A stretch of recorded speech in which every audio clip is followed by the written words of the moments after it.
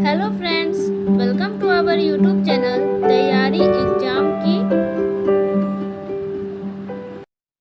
आज की इस वीडियो में हम कक्षा 12 हिंदी से पाठ है 5 गद्य खंड है, ठीक है।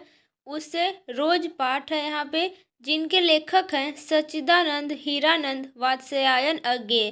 तो इसमें हम लोग संपूर्ण पाठ का हल देखने वाले हैं।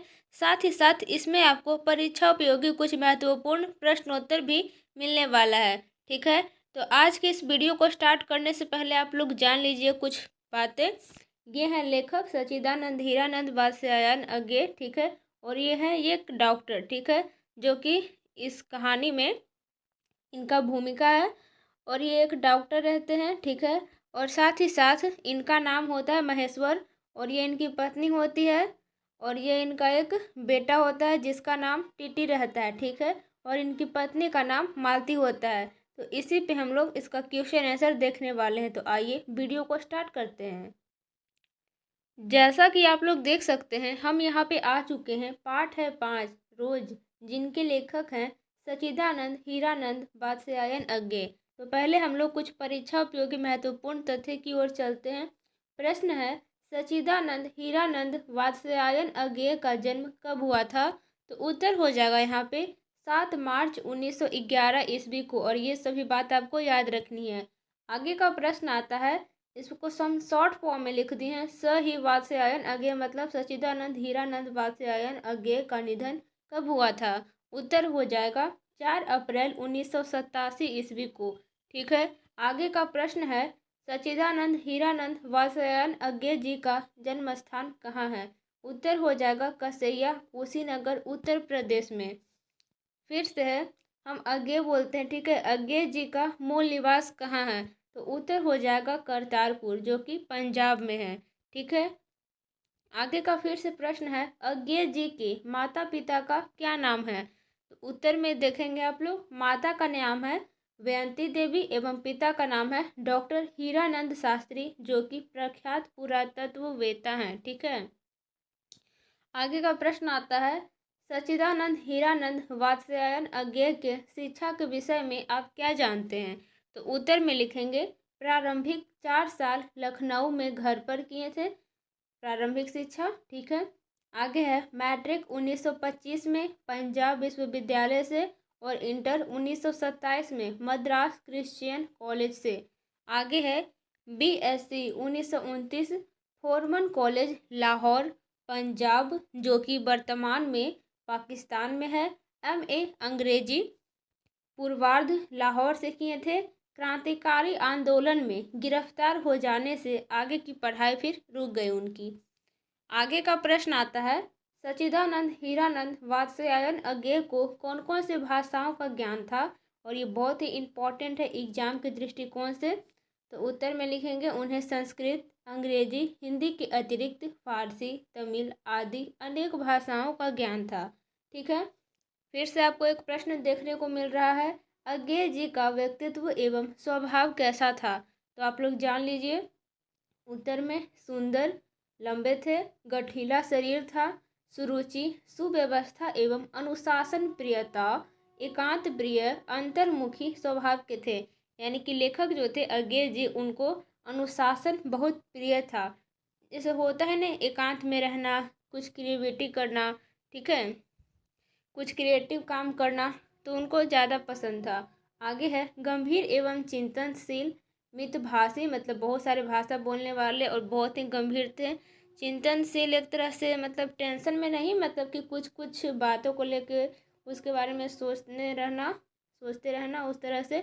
अपने मौन एवं मितभाषा के लिए प्रसिद्ध, मतलब कि अपने शांति के लिए और बहुत सारे भाषाओं बोलते हैं, इसके लिए वो प्रसिद्ध थे। पिताजी का तबादला होते रहने के कारण लखनऊ, कश्मीर, लाहौर, पटना, मद्रास आदि स्थानों पर उनके साथ रहने और परिभ्रमण का संस्कार बचपन में ही मिला। मतलब कि जैसे कि उनके पिताजी का तबादला मतलब कि बदलते हुए एक जगह से दूसरे जगह, ठीक है, उस तरह से अगर हुआ तो इनका भी भ्रमण करने का मौका मिलते रहा। आगे का प्रश्न है, सच्चिदानंद हीरानंद वात्स्यायन अज्ञेय जी को किस चीज़ों में अभिरुचि थी? तो उत्तर हो जाएगा बागवानी, पर्यटन, अध्ययन आदि के अलावा दर्जनों प्रकार के पेशेवर कार्यों में दक्षता, फोटोग्राफी, इनको फोटोग्राफी का भी शौक था, हस्तकला यानी कि हाथ से कुछ बनाई हुई चीज, शिल्प आदि में प्रवीणता, यूरोप, एशिया, अमेरिका सहित कई देशों की साहित्यिक यात्राएं की हैं। ठीक है। आगे का प्रश्न आता है, सच्चिदानंद हीरानंद वात्स्यायन अज्ञे जी को कौन कौन से सम्मान एवं पुरस्कार मिल चुके हैं? तो ध्यान देंगे, बहुत ही इंपॉर्टेंट है एग्जाम के दृष्टिकोण से। ठीक है। तो देखिए, साहित्य अकादमी पुरस्कार, भारतीय ज्ञानपीठ पुरस्कार, सुग्रा जो कि युगोस्लाविया में मिला था। ठीक है। जो कि युगोस्लाविया का अंतर्राष्ट्रीय स्वर्णमाल आदि पुरस्कार, देश विदेश के अनेक विश्वविद्यालयों में विजिटिंग प्रोफेसर के रूप में आमंत्रित भी हुए। आगे का प्रश्न फिर से आता है, सच्चिदानंद हीरानंद वात्स्यायन अज्ञे जी को कौन कौन से पत्रकारिता किए हैं? तो वो कौन कौन से पत्रकारिता कर चुके हैं? तो सैनिक जो कि आगरा में, विशाल भारत कोलकाता में, प्रतीक प्रयाग में, दिनमान दिल्ली में, नया नया प्रतीक ये भी दिल्ली में, नव भारत टाइम्स ये नई दिल्ली में, थॉट वॉक एवरी मैस अंग्रेजी में संपादन है। ठीक है। तो कुछ कुछ बातें आपको ये सभी याद रखनी है। आगे का प्रश्न है, सच्चिदानंद हीरानंद वात्स्यायन अज्ञे जी की कौन कौन सी कृतियां हैं? नाम लिखें। अब कृतियों के बारे में आपको नाम लिखना है, तो उत्तर में हो जाएगा 10 वर्ष की अवस्था में कविता लिखनी शुरू की। ये बात भी आपको ध्यान में रखना है। लेखन हिंदी अंग्रेजी दोनों भाषाओं में बचपन में खेलने के लिए इंद्र सभा नामक नाटक लिखा। घर में एक हस्तलिखित पत्रिका आनंद बंधु निकालते थे। ये बात आपको याद रखनी है। ठीक है। 1924 से 25 में अंग्रेजी में एक उपन्यास लिखा था। 1924 में पहली कहानी, ध्यान देंगे, इलाहाबाद की स्काउट पत्रिका सेवा में प्रकाशित। 1930 के बाद नियमित लेखन। आगे फिर आपको देखने को मिल जाता है, विपथगा, जयदोल, ये तेरे प्रतिरूप, छोड़ा हुआ रास्ता, लौटती पगडंडियाँ आदि कहानी ये संकलन है। ठीक है। शेखर एक जीवनी है, प्रथम भाग 1941 में प्रकाशित हुआ और द्वितीय भाग 1944 में। ठीक है। नदी के द्वीप 1952 में प्रकाशित हुआ था। अपने अपने अजनबी 1961 में। सभी उपन्यास, उत्तर प्रियदर्शी 1967 में जो कि नाटक था। भग्नदूत, आगे है चिंता, इत्यल्म, हरी घास पर क्षण भर, बावरा अहेरी, आंगन के पार द्वार, कितनी नावों में कितनी बार, सदा नीरा, ऐसा कोई घर आपने देखा है आदि कविता संकलन। ये सभी क्या है? तो कविता संकलन है। अरे यायावर रहेगा याद 1953 में। एक बूंद सहसा उछली जो कि 1961 में। यात्रा साहित्य, त्रिशंकु, आत्मनेपद, आलवाल, अद्यतन, भवंती, अंतरा, शाश्वती, संवत्सर आदि सभी निबंध। 4 सप्तक का संपादन कब हुआ था? तो 1943 में, जो आपको याद रखना है। दूसरा सप्तक 1951 में, फिर तीसरा सप्तक आया 1959 में, चौथा सप्तक आया 1978 में। पुष्करिणी, रूपांबरा, नेहरू अभिनंदन ग्रंथ आदि सभी संपादित ग्रंथ ये सभी थे। ठीक है।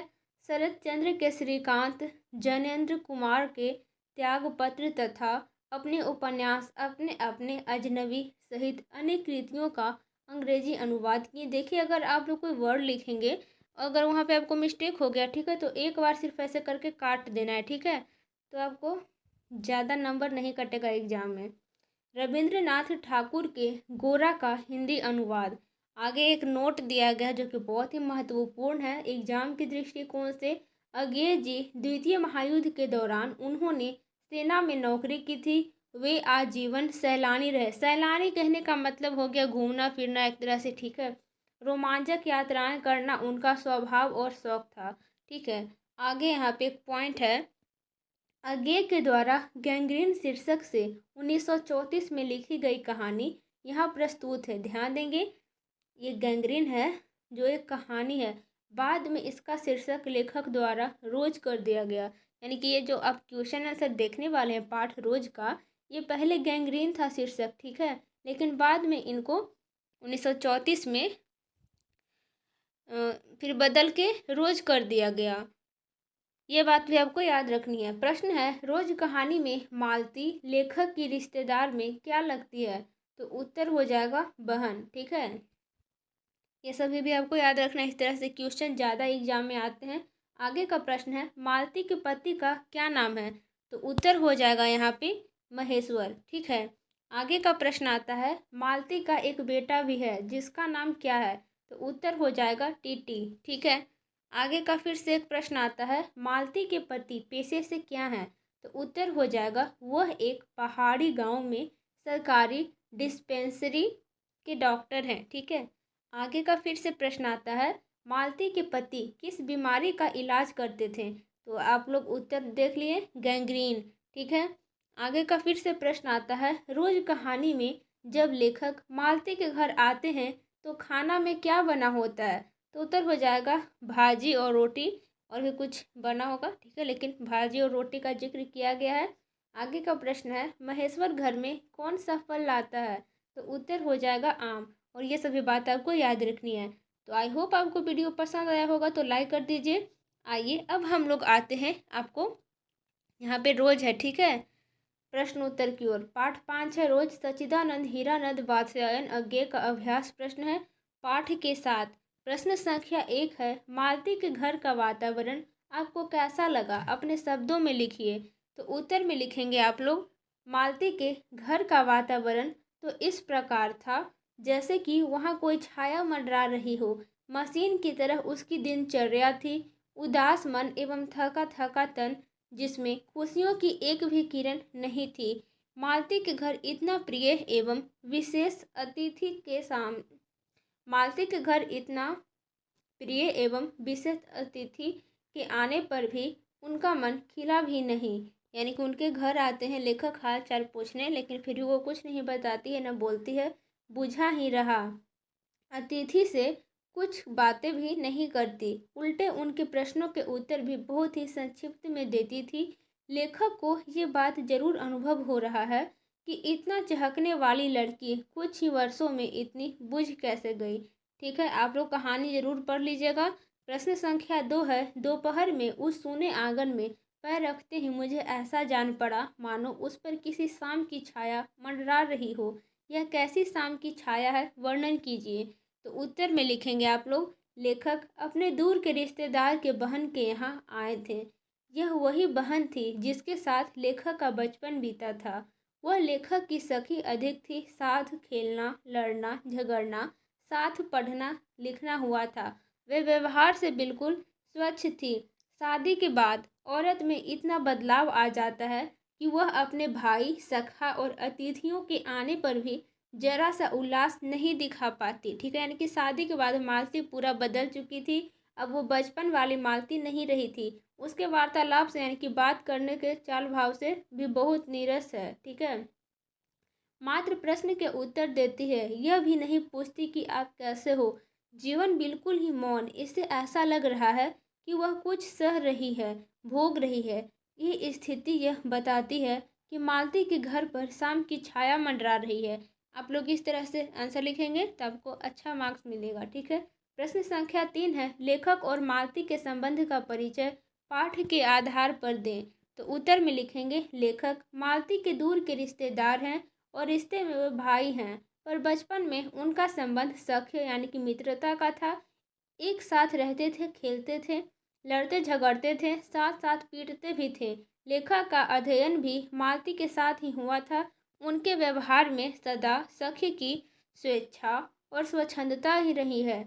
वह कभी भ्रातृत्व के या बड़े छोटेपन के बंधनों में नहीं गिरा। ठीक है, यानी कि मतलब ऐसा नहीं है कि लेखक बड़े हैं तो उनको भैया बोल रही है, ऐसा कोई नहीं है। मतलब कि एक दोस्त की तरह रहे बचपन से। ठीक है, प्रश्न संख्या 4 है, मालती के पति महेश्वर की कैसी छवि आपके मन में बनती है? कहानी में महेश्वर की उपस्थिति का अर्थ रखती है।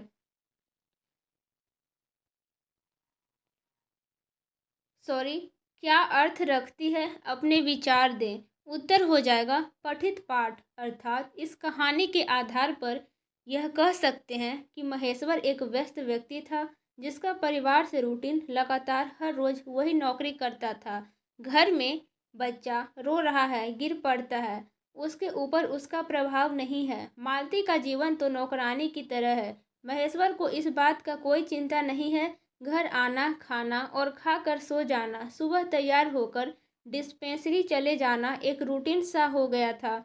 ऐसा आभास होता है कि महेश्वर की जिंदगी खूंटे से बंधे पशु के समान है, जिसकी नियति मात्र कहने को तो चारों ओर चक्कर काटना ही है। कहानी में जहाँ कहीं भी महेश्वर की उपस्थिति होती है, वहाँ वातावरण तनावग्रस्त हो उठता है। ठीक है। प्रश्न संख्या 5 आता है, जो कि बहुत ही महत्वपूर्ण है एग्जाम के दृष्टिकोण से। ठीक है। गैंग्रीन क्या है? उत्तर में लिखेंगे, गैंग्रीन एक ऐसा चोट या घाव होता है जिसका सामान्य इलाज संभव नहीं हो पाता है, उसे गैंग्रीन कहते हैं। आमतौर पर इसे गलाव कहते हैं, अर्थात घाव ठीक होने के बजाय गलने लगता है, बढ़ने लगता है।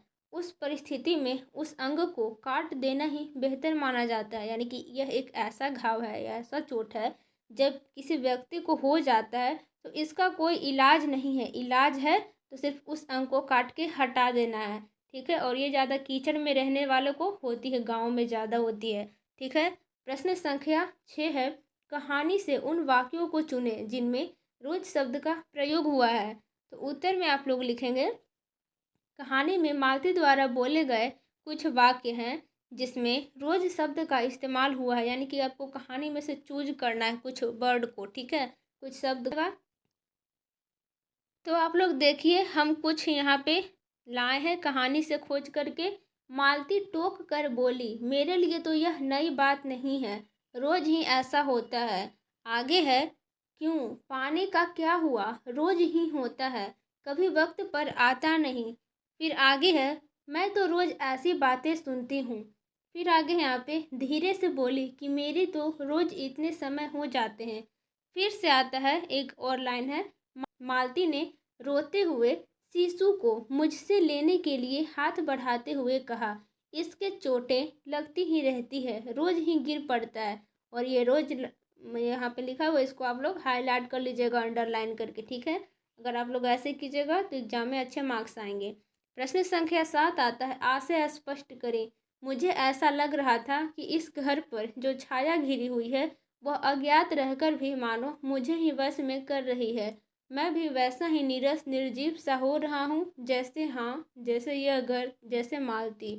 तो इसका आशय स्पष्ट करना है, तो आप लोग उत्तर में लिखेंगे, ये पंक्तियाँ अज्ञे द्वारा रचित पाठ रोज कहानी से लिया गया है। लेखक मालती के घर दूर के रिश्तेदार के रूप में आए हैं। अतिथि को यह लगता है कि उस घर पर कोई काली छाया मंडरा रही है। लेखक को यह भी अनुभव हो रहा है कि लेखक भी उस माहौल में जकड़ते चले जा रहे हैं। वह भी उसकी जकड़ में आकर बड़ा नीरस और निर्जीव सा हो रहा है, ठीक उसी प्रकार जैसे मालती है, जैसा यह घर है। ठीक है। प्रश्न संख्या 8 आता है, 3 बज गए, 4 बज गए, 11 बज गए। कहानी में घंटे के इन खड़कों के साथ साथ मालती की उपस्थिति है। घंटा बजने का मालती से क्या संबंध है? तो उत्तर में आप लोग लिखेंगे, इससे यह स्पष्ट होता है कि मालती हर समय घंटा गिनती रहती थी, क्योंकि समय काटे नहीं कटता। साथ ही उसके आगे की योजना पर भी काम करना होता है। घर में नौकर है नहीं। देखिए, इनके पति डॉक्टर हैं, एक बच्चा भी है और मालती अकेली है। घर में नौकर भी नहीं है। बर्तन मांजने, कपड़े धोने, भोजन बनाने का काम सब वही करती है। साथ में साथ बच्चे को भी देखभाल करना होता है। ठीक है। घंटा बजने पर उसकी दो मानसिकताएं रहती है। पहली यह कि चलो अब इतना समय बीत गया, और दूसरा यह कि चलो अब यह कर लो। और हर घंटा गिनना उसको आभास कराता है समय तो बीत गया। ठीक है। आइए अब हम लोग 9 की ओर चलते हैं। ठीक है। देखिए, इसमें भी है आपका अभिप्राय स्पष्ट करें। है, मैंने देखा पवन में चीड़ के वृक्ष गर्मी से सूख कर मटमैले हुए चीड़ के वृक्ष धीरे धीरे गा रहे हों। कोई राग जो कोमल है किंतु करुण नहीं, अशांतिमय है किंतु उद्वेगमय नहीं। तो इसका मतलब क्या है? तो उत्तर में आप लोग देख सकते हैं, प्रस्तुत पंक्तियाँ अज्ञे जी द्वारा रचित रोज कहानी से ली गई है। लेखक यह बताना चाहते हैं कि एक दिन रात करीब 10:30 बज रहे थे। मालती खाना खा रही थी, वे भी कुछ विचारों में डूबी हुई थी। ठीक है।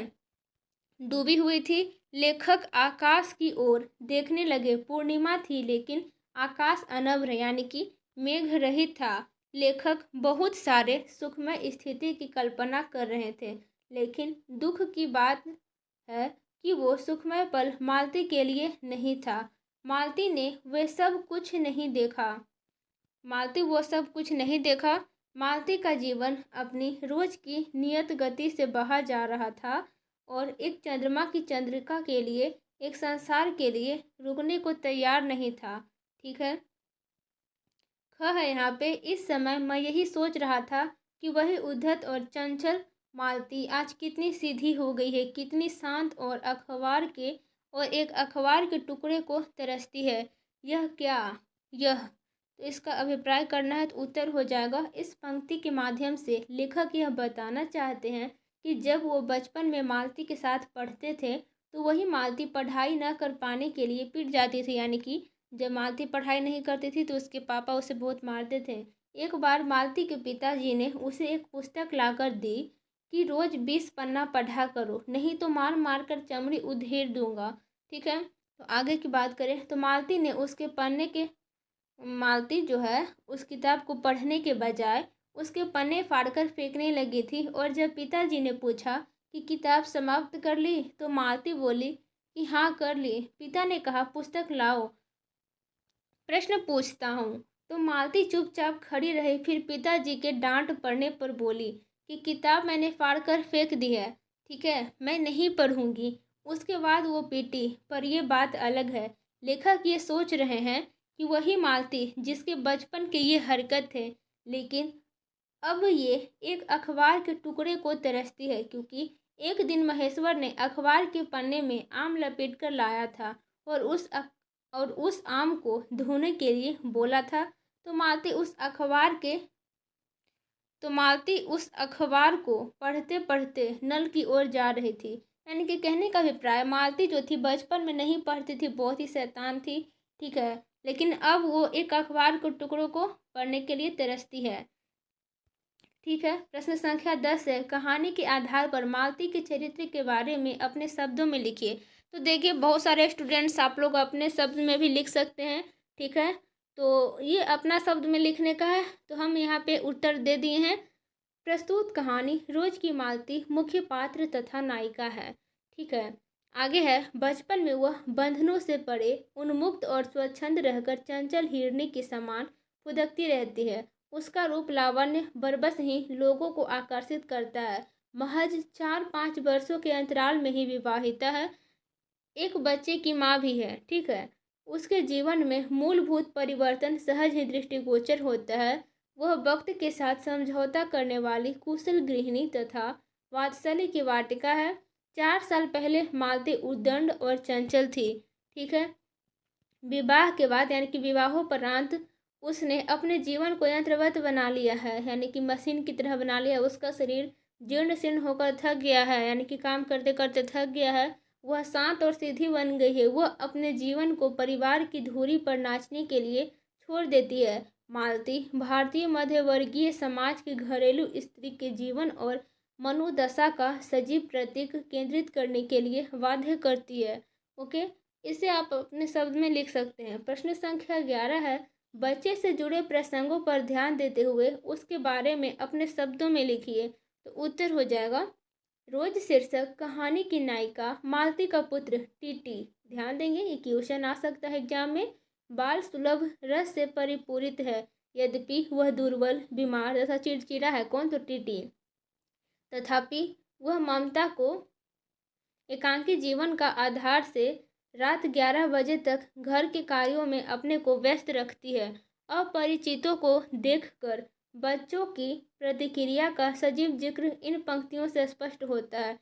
लेखक का मनोविज्ञान, वास्तव में बच्चा एकांत समय का बड़ा ही सारगर्भित समय बिताने में आनंद मिलता है।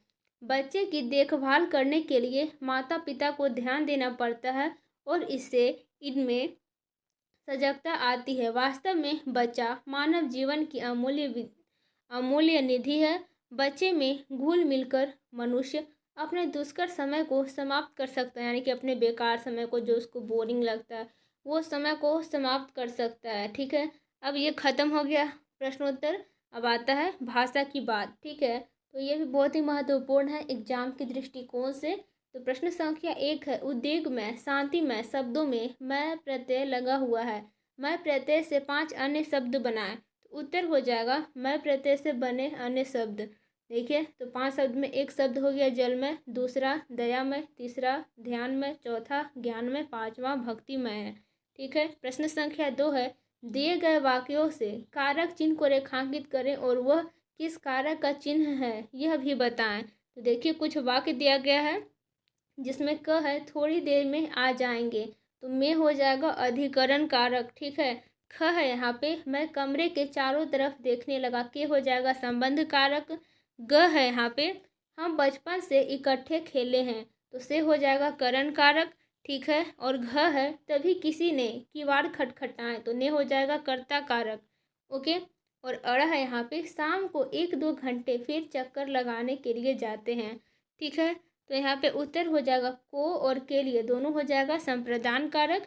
और च है यहाँ पे एक छोटे क्षण भर के लिए मैं स्तब्ध हो गया, तो के लिए हो जाएगा संप्रदान कारक। ओके, प्रश्न संख्या 3 आता है, उसने कहा आ जाओ यहाँ आ जाओ संयुक्त क्रिया है। पाठ से ऐसे 5 वाक्य चुने जिनमें संयुक्त क्रिया का प्रयोग हुआ हो। उत्तर हो जाएगा उसने कहा आ जाओ में संयुक्त क्रिया है। पाठ से ऐसे 5 वाक्य निम्नलिखित हैं जिनमें संयुक्त क्रिया है। तो पहला है यहाँ पे कोई आता जाता है तो नीचे मंगा लेते हैं, और दूसरा है तुम कुछ पढ़ती लिखती नहीं, और तीसरा है एक कांटा चूहा था उसी से हो गया। चौथा है हर दूसरे चौथे दिन एक केस आ जाता है, और पांचवा है वह मचलने लगा और चिल्लाने लगा। ठीक है, प्रश्न संख्या 5 आता है, नीचे दिए गए वाक्यों से अव्यय चुने। क है अब के नीचे जाएंगे तो चारपाइयाँ ले आएंगे, तो उत्तर हो जाएगा तो। ख है एक बार तो उठकर बैठ भी गया था पर तुरंत ही लेट गया, तो अव्यय हो जाएगा उसमें तो या पर। ठीक है, ग है यहाँ पे टीटी मालती के लेटे हुए शरीर से चिपक कर चुप हो गया था, यद्यपि कभी एक आध सिसकी उसके छोटे से शरीर को हिला देती थी। उत्तर हो जाएगा यद्यपि। ठीक है, अब भाषा की बात भी खत्म हो गया। अब यहाँ पे शब्द निधि कुछ शब्दार्थ है। अकथ्य जिसका मतलब होता है जिसे कहा न जा सके। अस्पृश्य का मतलब होता है न छूने योग्य। प्रकंपमय का मतलब हो गया कांपता हुआ। ठीक है, विस्मय का हो मतलब हो जाएगा अचरज। पूर्ववत का मतलब हो जाएगा पहले की तरह। भ्रातृत्व का मतलब हो जाएगा भाई भाई का रिश्ता। स्वेच्छा का मतलब हो जाता है अपनी इच्छा। स्वच्छंदता का मतलब होता है अपने मन के अनुसार। और आगे है यहाँ पे उन्मुख किसी चीज़ की ओर झुका हुआ। विस्मृति का मतलब होता है भूलना या फिर विस्मरण। यंत्रवत का मतलब हो जाएगा मशीन की तरह। विस्तीर्ण का मतलब होता है चौड़ा या फिर फैला हुआ। अनभ्र का मतलब होता है बिना बादल का। चंद्रिका का मतलब होता है चांदनी। मुख का होता है बे आवाज या फिर शांत। अपर संज्ञा का मतलब होता है लक्षण या फिर लक्षणों से पता चला। तो का मतलब होता है भार या फिर हंसुली। वामता का मतलब होता है विपरीतता। ठीक है, आई होप आपको वीडियो अच्छा लगा होगा, तो लाइक ज़रूर कीजिएगा क्योंकि एक वीडियो बनाने में बहुत ही समय लगता है। और हमारे चैनल पे नए हैं तो सब्सक्राइब कर दीजिएगा और ज़्यादा से ज़्यादा अपने दोस्तों में शेयर भी कीजिएगा। हमारा टेलीग्राम चैनल तैयारी एग्जाम की 12th ग्रुप आप लोग ज्वाइन कर लीजिएगा। वहाँ पे आपको इसका PDF नोट्स मिल जाएगा, और भी क्लास 12th का साइंस स्ट्रीम से हैं तो फिर बहुत ही बेनिफिट होगा आपको। फिजिक्स केमिस्ट्री और बायोलॉजी का VVI नोट्स और क्वेश्चन आंसर भी आपको मिलने वाला है, और इंग्लिश हिंदी का भी क्वेश्चन आंसर आपको वहाँ पे प्रोवाइड किया जाएगा। मिलते हैं अगले वीडियो में। Thank you so much.